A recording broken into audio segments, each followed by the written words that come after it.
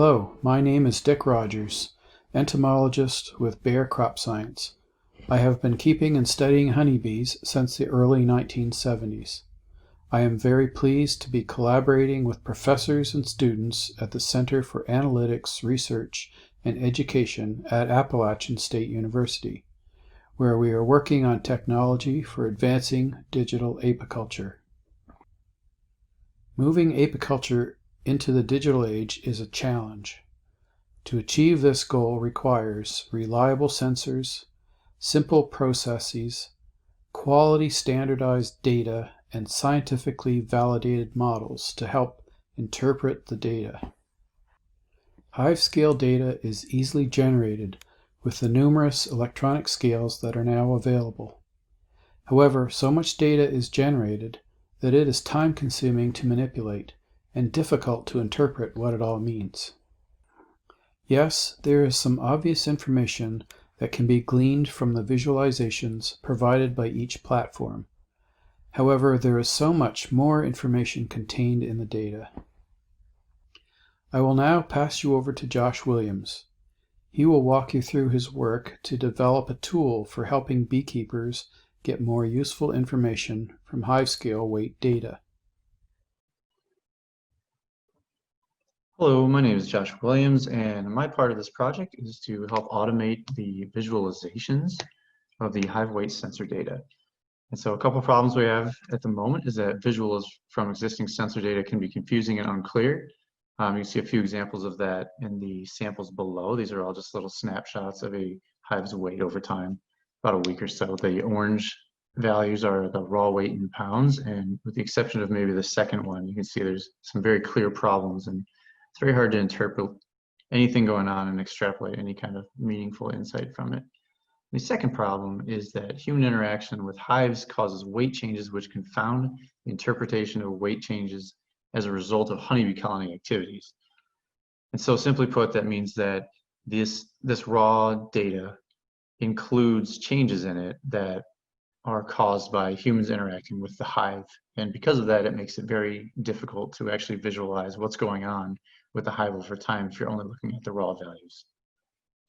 So this is an example of what one of these raw data visualizations looks like. And this is actually a pretty clean example of what this data can look like. It can look pretty bad sometimes. But you can see that there are clearly some missing values going on in late February there. And there's some very steep increases and decreases in the data. You can probably make some pretty educated guesses as to what's going on in these cases and what's going on with this hive over time, but it's still not a clear and accurate representation of the weight change over time just due to the bees. It still includes all of those human management actions that we talked about. And so we've talked about what it's showing and how can it be interpreted. You'd have to make some extrapolations based on it. Number two, how can we separate out human impact on weight change, convert data to net weight, and reduce variability in the data so trends and events are easier to observe? And I will show you. So a quick sample of the data. It came from two primary sources: the Healthy Colony Checklist, which is a health inspection check sheet created by Dick Rogers, which is very useful for many things. In this case, it provides really good management notes on when a management action occurred and what was going on during that inspection or that management action, so that we get a better insight in the raw data scores. And the second data source is the SolutionBee website, in which weight sensor data is uploaded automatically over time. And so these two were combined together, and we cleaned them up and joined them together and dropped it down to a few key variables. So looking at this table, date, weight variation, and weight are pretty straightforward. PD vial is a binary column that we created to indicate whether a management action occurred on a given date. So if there is an event, it is given a 1, and if there is not an event, then there's a 0. PD vial stands for prime directive violation, so if you're a Star Trek fan, that'll make sense. Temperature is ignored in this project, but is useful for other visualization purposes. I'm going to skip over to the last one, which is the effective bees. So this is a cumulative value based on the weight variation from day to day, and it basically adds up the total up until a management action, and then drops that value into this column, the ANWC, which stands for the accumulated net weight change due to bees. We set it up like this so that you get a good snapshot in the visualization of the weight change due to bees with human component removed between management actions. So we could definitely visualize it on a much more granular level, but this helps make it a little more easily interpretable. And so that helps with these created variables we've made. It kind of helps us take this ugly raw data visualization that doesn't tell you a whole lot and turn it into this, which is the final process data visualization. There's a lot going on here and it deserves a little bit of explanation. So to start with, we'll look at the yellow line, which is the impact of bees on hive weight. It's a non-cumulative value, and each point on the line there is occurring on a management action, which is represented across time by these vertical dotted lines. And so each point on that line is simply the cumulative net weight change only due to the isolated bees effect between or since the last management action.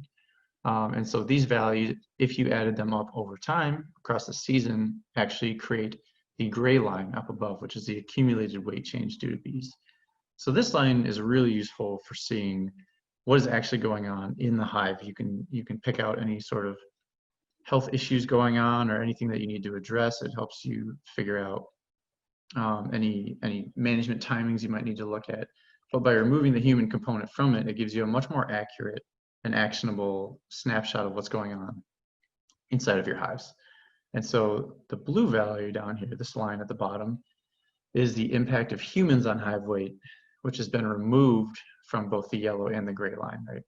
And so just to give you a quick idea of what's going on behind the scenes with these, we can look at the data. So like look here in July, we've got 2 significant drops in that blue line, indicating that there was some massive decrease on the raw hive weight due to humans. And so if we actually go look at the raw data over here, we can find our sample hive, which is Lakeview 4 in this case. We'll look in July and come over to the notes and see if it makes sense. And it looks like there was a honey super removed, and then about a week later there was an empty honey super removed. So we should see a decrease of less weight than the full one, which corresponds with our data right here.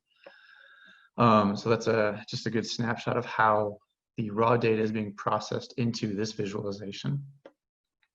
The green line, the last component, is the suggested fill line, which is just calculated as 50% of the maximum value of the accumulated weight change due to bees. And so at any point when that gray line drops below it, it's suggested you add feed to supplement the bees' storages. This is actually a good example. You can see a slight increase in the blue line down here, and if we check it with the data, it does actually coincide with an increase in the weight due to adding feed and I believe an Apogard treatment to the hive. And so that checks out again. And so this shows several things. Trends and events are immediately obvious, but also there are opportunities to identify triggers and timings for management. For example, when to feed, harvest, and treat. And so Dick is going to talk a little bit more about that in his section, but for now I'm going to give you a quick demo of how the tool actually works. So this is the program itself running in Google Colab. And so the idea behind this is it automates the entire process. So you don't have to pull the data down and put it into Excel and do anything at all. Simply by running this, it joins the two, cleans up the data. We won't look at the code in any detail right now, but it just imports the data, cleans it up, combines them together, creates all of the calculated variables that we want to visualize it with, and then it visualizes it at the end. So if we skip down here, just to give you a quick view of how it works. Right now, the hive we're working with is Lakeview 4, so this should look familiar. So it's pretty quick. It does all of that work in the background. Ideally, this would be implemented in either an app or some kind of software in which all you have to do is provide just a yes or no that you interacted with the hive on a given date, and the sensor data should be automatically uploaded by itself. This does work across hives as well. So if we want to look at another apiary real quick, BBC, let's do 102. We'll look at theirs real quick. So there you go. You can see it's all automatically generated. It's pretty quick. This actually shows a common problem with a lot of this data is that at a lot of points, the data just stops being collected from the sensor. And I'm not sure whether that's user error or something going wrong with the sensors themselves, or if something happened in the hive. I'm sure it's different cases and across different hives. But you can see this data does not finish out through the end of the season, which is unfortunate, but is becoming less common as we look at newer and newer data. So the problem has been addressed, it looks like. So that's the demo on how the tool could potentially be used and what it gives you to look at. Hopefully it's a little bit more actionable than just looking at the raw data, but I'm gonna pass it back to Dick to talk about potential uses. Thank you, Josh. Great job developing the code and demonstrating the tool.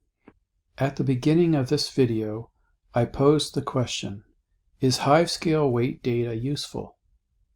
Now that we have seen this new process for simplifying and visualizing hive scale weight data, I hope you can now see the vast potential value as we do. The data harbors much more information than just increases and decreases in gross weight. Our new tool can be used to investigate and better understand the following. Weight changes related to sequence and duration of blooms, which in turn can lead to improved stocking rates and pollination services. We should be able to identify when to feed bees and when to harvest honey. It may be an indicator of colony health and when to manage disorders. Changes in slope of trends may be good triggers for seasonal management for such things as swarm control, splitting, and stock production, as well as winter preparations. Even help optimize logistics and improve efficiencies. For example, how many supers are needed to be transported to apiaries, or how many honey boxes to harvest and bring back to the farm for processing. Hive scale weight data will definitely help us discover what we don't know, and help us find solutions. So, now we have a good prototype as proof of concept, and for testing further iterations of the tool. However, we have more work to do before the tool can achieve its full potential and usefulness for apiculture. We envision making advances in automation, better interpretation of the trends and slope changes, and tighter integration with other data sources. Ultimately, we want to produce an easy-to-use tool that will help beekeepers make better management decisions that will lead to apiculture sustainability. Let's face it, apiculture needs to be sustainable, both from a business and biological perspective, to ensure that pollination services and hive products will be available in the future. I will leave you with this take-home message. Collecting hive-scale data and making it easier to interpret helps explain the past, act in the present, and predict the future. Thank you. Please stay safe and stay positive.